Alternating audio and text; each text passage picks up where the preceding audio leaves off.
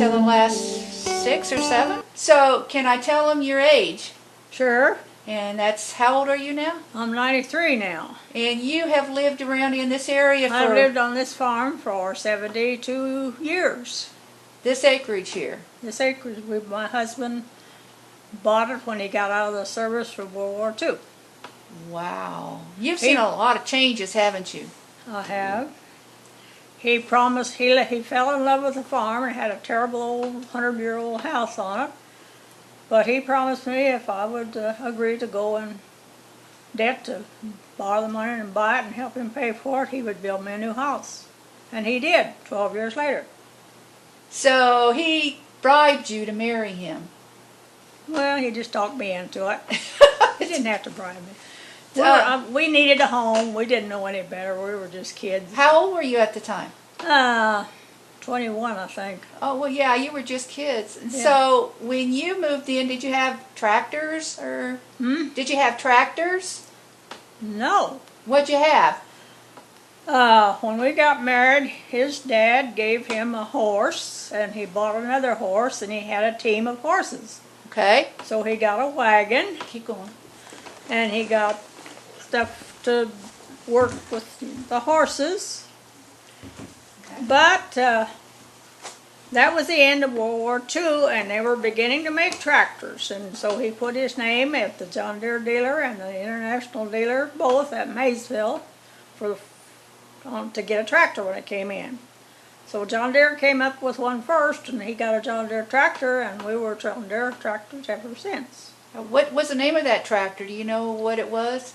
It was a John Deere B. B, as a boy. It was a little. So nowadays it don't look like nothing, but it was. So what did you do with that tractor? You thought you was something, didn't you? With the tractor, he bought his plow, a 3-bottom plow. And that summer he got a cultivator to plow his corn, and then he got all he could, not a whole lot, but what he bought it, and then he went to a lot of auctions to buy used machinery, so he got a disc, and he got a harrow, and he got all the things he could use that way. So you planted, And he might have bought a new planter, I don't know. Did you all do corn, beans, or what? So at that time, corn and wheat were the major crops raised by farmers. Okay. So, and also to feed those horses, you had to have some oats and hay. So every spring you got some clover seed and some oat seed, and you had what they call an end-gate seeder you put in the wagon, and it connected to the wheel to turn it and spin the seed out, so your oats and clover. And then when the oats got ripe, you harvested them, and the hay grew up, or the clover grew up to be hay, and you harvested it in the fall, and the next year you got seed off of it. And you saved your seed. You didn't go buy seed? To begin with, you had to. If you didn't have any, you did. Okay. But if you could grow your own, well, that was a plus. And if you had a little extra, you could sell it, make a little money. So I understand that some people did soybeans and didn't know what the world to do with them. So that was several years later. Okay. When soybeans came into the picture, and farmers didn't know what to do with them. They grew them, but they didn't know what to do with them. So that for a while they put them up for hay, mowed them and baled them. So this was before they made plastic out of soybeans. Oh yeah, we didn't know what to do with. There was no market for soybeans. We didn't even let them mature and harvest them. We just cut the plants for hay. So this farm, has it been mainly hay fields, or what's it been? What's this farm been? Has it been mainly hay fields? Well, what they call row crop, corn, and later beans. And then back and forth. And the grains were drilled or sowed broadcast and disked in. The end-gate seeder would broadcast them. I mean, he dumps them into a spinner and throws them this way. Was this before they had blacktops out here? How are you kidding? The only hard surface roads we had was what they scraped off of the old railroad beds and put on them. So what kind of vehicles were you driving then? 1920, his dad had a 1927 Model A Ford, I think. I'm not sure about the date, but it's about that one. And for a while we had to use it, but then he went to a sale and bought a 1928 Chevy. Do you remember how much he paid for it? No, I don't. I bet it wasn't very much money. No. To you it might have been. Well, yeah. When he got out of service, the government provided schooling. If they want to go to college, they could go to college. Otherwise, if you want to be a farmer, they had ag classes you could go to, and they furnished you so much money for a set of tools, and so much, so it was like $97 a month or something for a year or two to live on. Did you have to get student loans back then? Hmm? Did you have to have student loans to go to this ag school? No. It was free? free? It was GI. GI Bill. Yeah. Okay.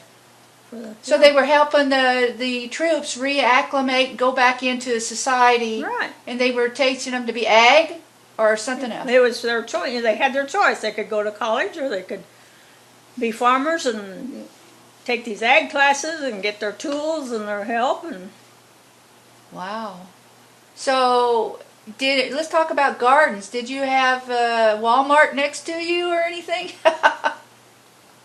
in Cameron, we were 6 miles north of Cameron, and there was a dime store, a Mattingly dime store, and another little variety store or two, and 2 or 3 or 4 grocery stores. So what'd you do? You have garden then? Oh yeah. Yeah, we pretty much tried to make our own living. We had milk cows that we milked and separated the cream from the milk, and sold. We could churn our own butter. Okay. And the extra cream we took to town to what they call the produce house or the poultry house. Sold our eggs and cream and got a little extra money to buy our groceries with. Our sugar and coffee and... Oh, those stuff that you couldn't make on the farm. Yeah, right. So otherwise you used gardens and you canned. So we had a garden. What'd you put in your garden? Beans and corn and carrots and beets and a lot of tomatoes. And So you had a lot. How many kids did you have? we ended up with 4 in 9 years. So you had a big family to take care of. Yeah. Wow. You had cows then, right? Hmm? You had cows. Yeah, we had a few milk cows. One year it got so dry that we did not have food. We did not have hay for our cattle. And What did you do? We had to sell them Yeah. and start over because we couldn't feed them. So that set us back. And what your drought years and your wet years and your bad years and your good years all rotate. They all come around again. How many years? People nowadays don't realize that. They think it's the first time it's ever happened, but it's been happening all my life. So how many years would you have of a drought before it broke? Hmm? How many years would you have a drought and then before it would break? Usually one bad year, but now back in the 30s when I was a kid, my folks lived in Wyoming, and they had to haul cattle out of, my dad got a truck and hauled cattle from our area to the valleys where they irrigated and had food for hay and food for the cattle. And so I left Mom and me and my little brother there to take care of the farm, the livestock, keep water. The creek in our pasture went dry. Uh-oh. So the neighboring pasture had a creek that was still had water holes in it, and he allowed us to bring our livestock, our cows, and we also had a herd of horses. So he shared a resource, Yeah, and it but was we a had to very drive important it. one. We had to drive them down there every day, and it was a highway. Uh-oh. But of course in Wyoming it wasn't.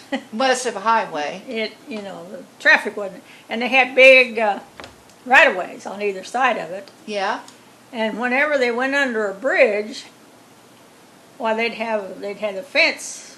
If it went through somebody's property, they had it fenced out each way from underneath the bridge so that things could go underneath. Well, my silly horse would not cross the bridge, Yeah. and I had to open all those gates to get him through those. How many miles did you have to drive them to get to a water hole? I'd say 3 or 4, maybe. Every day you had to go once a day. Yes. So how many horses did you have that you were driving? I don't remember. Why, you weren't riding the horses? We had saddle horses. My brother rode one, and I rode one, and Mother rode one, but she did not like to ride. It was, it was Scary. Yeah, it was very So you were like a cattle drive. How many cows were you driving to the water hole? I don't know, 20 or 30 maybe. Wow. And did they understand how to go after once or Well, twice? yeah, after they found out there was water down there, they weren't much trouble. And how long did you let them drink? Well, as long as they wanted. And then you drove them back. So that probably took you a couple hours at easy. Oh, yeah. By the time you got them down there, Yeah. and then you got them back. Oh, yeah. That was nice of that neighbor to share that water with you. Very nice. So We were blessed. I tell you what, it's farmers helping farmers, right? Right. So when we forget, to work together as a team, you lose out. Right, right. So you think people today are not working as teams? Mm-hmm. It's all for themselves and none for anybody else? So you've had to learn Oh, yeah. how to do that. So now you're in the 40s, maybe you're out here with your That family. was the dirty 30s. The dirty Dust Bowl. Dust Bowl and grasshoppers and Oh my gosh. hot Okay. weather. So you're now got your young family out here and you're raising them in this area and you don't have any paved roads and you've got a tractor B that can pull a 3-bottom plow. Mm-hmm. How old were you boys when you started teaching them to drive a tractor? Oh, that's the first thing they wanted to learn. Eventually we bought another B tractor. Oh wow. So But you it was or maybe it was something else. The two oldest boys were just 18 months apart, so Okay. they were almost like twins. They were into the same thing. So it was a race when they were going to have to go do field work to get the best tractor. Oh.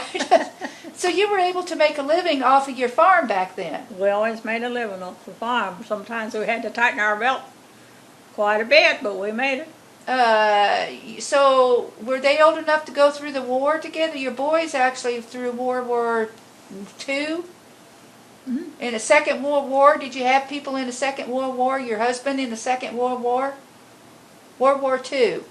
Yeah, in my high school class graduated in 1943, right in the middle of World War II. Oh, And so- all the boys except for one went to service. Okay. He had thick glasses and he went to Baptist seminary and became a noted Baptist preacher. And he just died last year. Wow. So your husband went through the war. But yes, he did not hate. They sent him to schools and different things, and he never was in combat. Wow. Thank the Lord. You're very fortunate. Blessing. Okay, so you got out here. What changes have you noticed? I mean, right away you must have seen some changes. Oh yeah. All that technology they developed for war, Mm-hmm. they turned it out over for farming and the population. So things really picked up if you could just make enough money to buy into it. The baby boomers. They call them the baby Yeah. boomers. So your kids were This- baby boomers. Yeah, they were both of them the same. Those 2 years set the new record for births. Okay. That's what. But you've noticed more people out here now. Oh yeah. Well, when I moved here, of course I was 20 years old. We were the new kids on the block. The rest of the people had always lived here and raised their families and were established. And so we were the new kids on the block. We were the kids. So they helped you out, the Oh, older people? yes. And Oh, you, yes. And you were like grateful for what they could Well, of course. help you out do. And his dad didn't live a few miles away. They worked back and forth.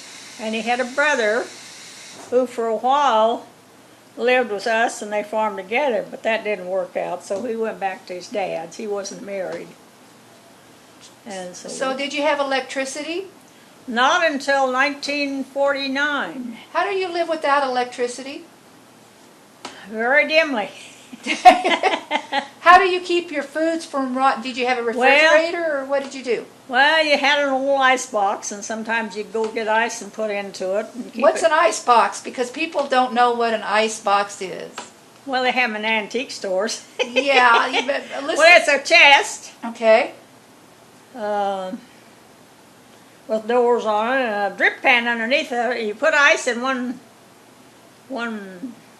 partition of it, and you have shelves and things in the other to put your food in. Where do you get the ice? Well, you either had to go get it, or sometimes there was an iceman that drove through the country every day or two And they got it and delivered somewhere. ice. Yeah, Yes, well, there was an ice plant in St. Joe, artesian ice. How in the world do you make ice if you have no electricity? How would they get ice?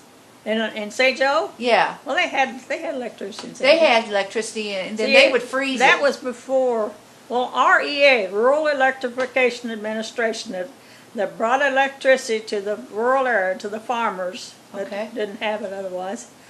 There was a few people got it in 1940 before the war, just a few. But all they had was a drop light and a radio, or maybe And not. that was their electrification, you know. Yeah. They got to hear a radio. Did you guys remember not having a radio? Well, we used to have battery radios. Battery radio. Battery radios. And we had my dad had wind chargers, a 6-volt wind charger to charge that battery. Oh my gosh! So he was way ahead of his time, wasn't he? Oh yeah, he was. He was. We got big windmills now. He wasn't going to stay a Missouri tenant sharecrop farmer. He went to Wyoming where he could borrow the money and buy a tractor, a 1530 McCormick Deering. Lug steel wheels, lug, nose power steering. It was a burger, but it was powerhouse, and he could get things done. Well, didn't worry about tires getting holes in them or nothing. No. So you did. So would you stay around the radio and listen to radio? They had a nice lineup of programs of an evening. They had Bob Hope and Bing Crosby and Red Skelton and all the old good old guys. You remember the Shadow? The Shadow knows. Song, Is that yeah. a mystery show? Yeah. Okay, so that was your thing, to listen to that. Yeah. Didn't have cell phones to texting and none of that. Did you No, have a phone? they had phone lines in the country, and they made their own. Sometimes they called those barbed wire lines. If you get them insulated enough, they could maybe hear on. But the telephone companies did run wires to run out through the country, and your signal was, there'd be several on the same line. Call it a party line or? Party line. Yeah. So you have to ring. Two longs and three shorts or some combination. So you had that combination to do what? What would that do for you? That'd tell you have a call coming in. Somebody's trying to call you. Well, actually, they went through the central station. You couldn't call from one line to another line. Okay. You had to go through the central station, the telephone central. So did you go ring, ring, ring to get the operator or Yeah, something? you just ring. And then you tell her what? Uh-huh. What would you tell the operator? What would you say? You tell her, I guess, who you wanted or what their number was, or Were they telephone numbers or just names? they had both. You had a little telephone book. Oh, you had a telephone book. And so now when you talked on the phone, others could hear what you're saying. Oh yeah. So everybody knew everybody's business, didn't they? Oh yeah. And that could be a controversy too. Oh my gosh, so-and-so kid was out doing something. Uh-huh. Or the kids would get on there and keep the old folks from using the phone, which would be aggravating. Okay, so if you had an emergency, what did you do? What if you got hurt? What did you do? Well, then you'd butt in. You'd ring in. And you'd say, look, I got to get to so-and-so. Right. Did they have a hospital or something out here, or a doctor? No. Or no? They had doctors, but my two oldest children were born in St. Joe. So they didn't even have a hospital around here. No. What if you got hurt, seriously hurt? A What lot would of you do? women had their babies at home. Okay, so they have a midwife that come in or something? Well, the doctors used to go to the houses. Oh, so you had doctors coming to the house to make house calls. Hmm? You had doctors making house calls. Oh yeah. Oh yeah. And did you pay them right away when they came? If you had the money, a lot of people would give them meat, chickens, or pork or produce. So whatever they had to pay the doctor, Yeah. bartered. Yeah. So the doctor had plenty of food or Yeah, or he whatever. wasn't making much money either.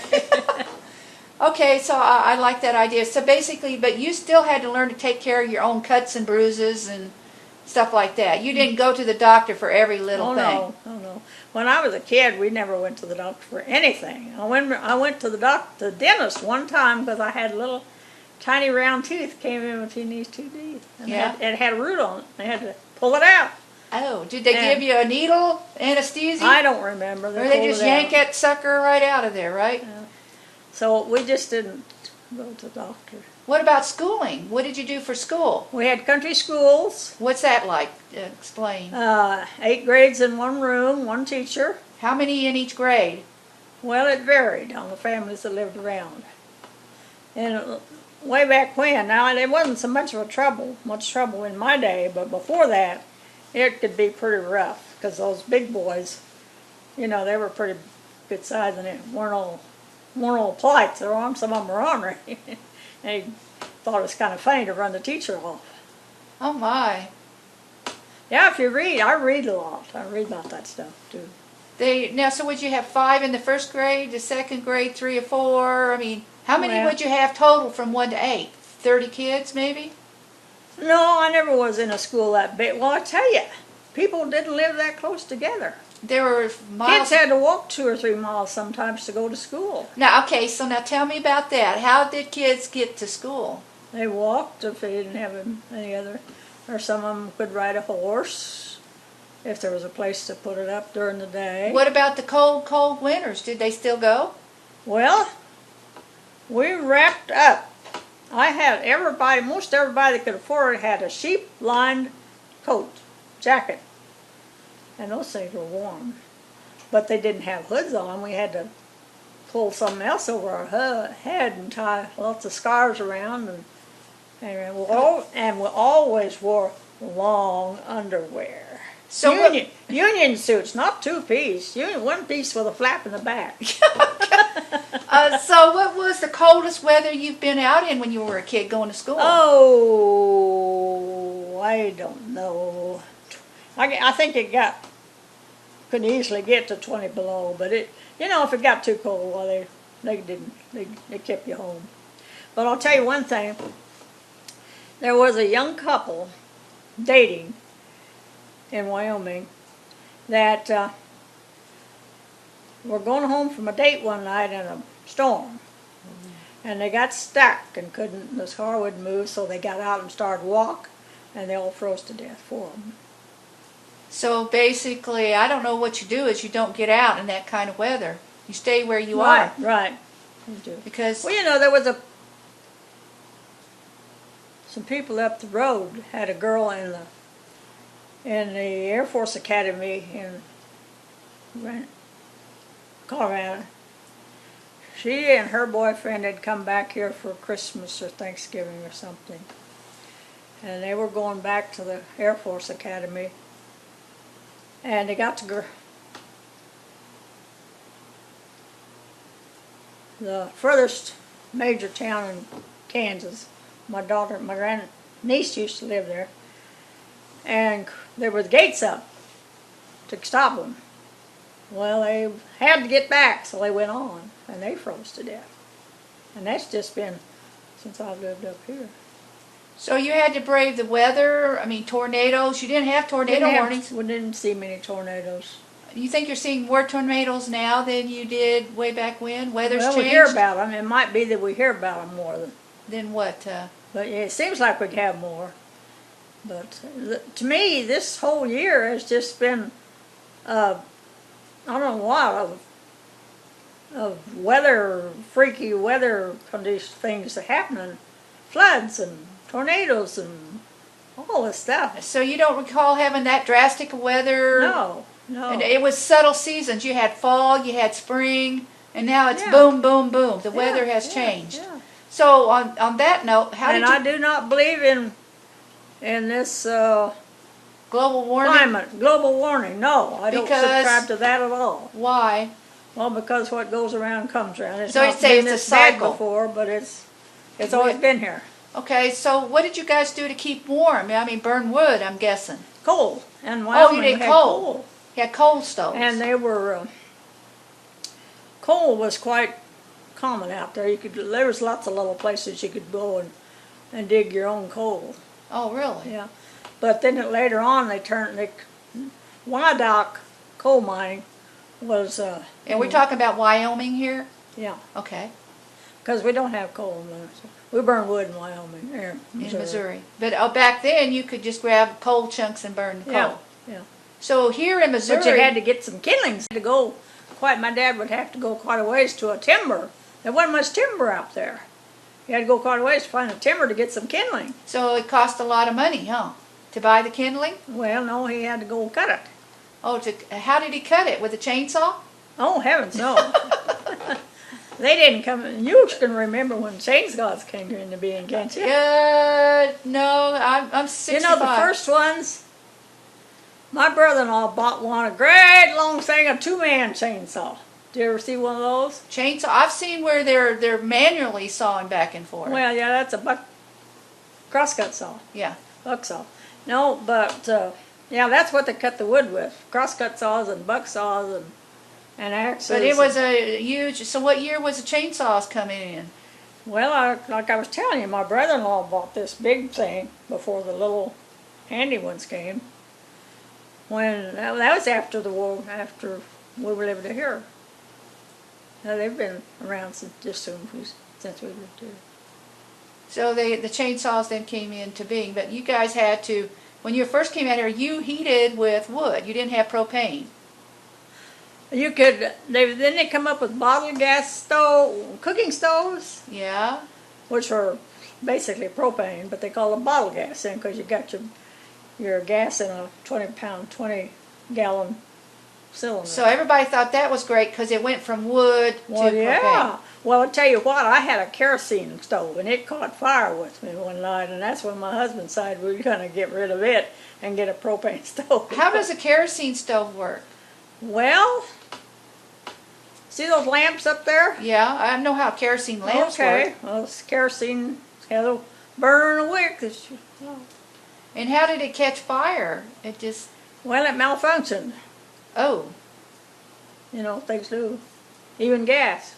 I saw in the paper or something on news here recently that new construction someplace were not allowing propane. I think it was propane. Well, what were they doing? Going totally electric or solar? They'd have to. I think they're doing some solar now in some of the bigger cities. They're saying 20% solar. Oh, yeah. The brand new homes, they're allowing more solar Yeah. to come back in there. I don't know how you cook on solar, but I guess you could. So what did you do about the heat and the air conditioning? We've got air conditioning now, so what did you do back then? Well, we did without. In the summertime when it was too hot to sleep at the house, we went out in the yard. Weren't you worried about mosquitoes getting you?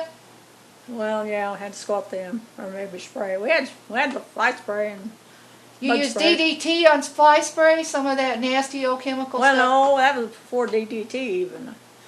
Fly tox or something like that. Oh, fly, whatever to get rid of the bugs. So you could tolerate the heat because you grew up with it. I mean, Yeah.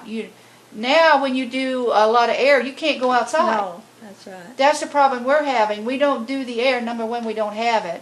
But we stay out of the heat during the hot part of the day. We find when we stay in the air, your blood doesn't want to go outside at all. No. And I have to be able to do that. You know, my grandkids don't like staying with me because Grandma don't got air conditioning.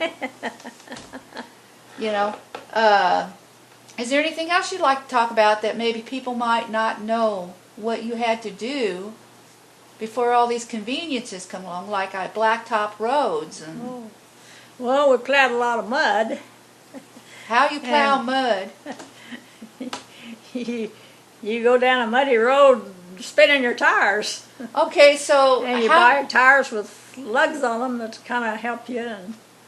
Okay, so we're talking that you were in big ruts sometimes when people... Yeah, those ruts can get really deep to where you're stuck on high center. Okay, so what if you had somebody passing you on the road? Well, Nobody passed, right? no. They weren't stupid enough to pass from behind you because they didn't know. Because I understand up here our road is following an old deer trail. That's why sometimes it's windy and it goes up and down. Yeah, yeah. So where the deer trails were, so you didn't go, what, 10 miles an hour to go to some town or whatever? I don't know. Probably. And maybe you didn't go to town but once a month? And it was before, yeah. Well, I wasn't that bad. But before my time, before they had roads and cars, there was a lot of trains, and they drive the train to St. Joe or Kansas City. Oh, really? At the train And station? come Yeah, back there the was same a day. So Yeah. that was their mode of transportation. Yeah, Is yeah. they got, Or if they had to haul some hogs or something to St. Joe, they'd take them in a wagon pulled by horses. Take them a long time. oh my gosh. Yeah. I've heard about it. Now, we didn't do that, but I've heard about it. Because they had trucks by the time I was.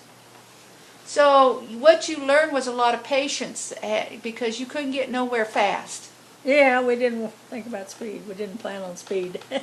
Okay, so if you did games, what kind of games would you play? Card games? Oh, or? yeah. Lots of card games. Dominoes, Chinese checkers. You didn't have anything like the internet or My. television The to. radio was the nearest So- entertainment we had. You guys learn how to talk to each other. Yeah, Okay, texting now, people can't deal with emotions. yeah.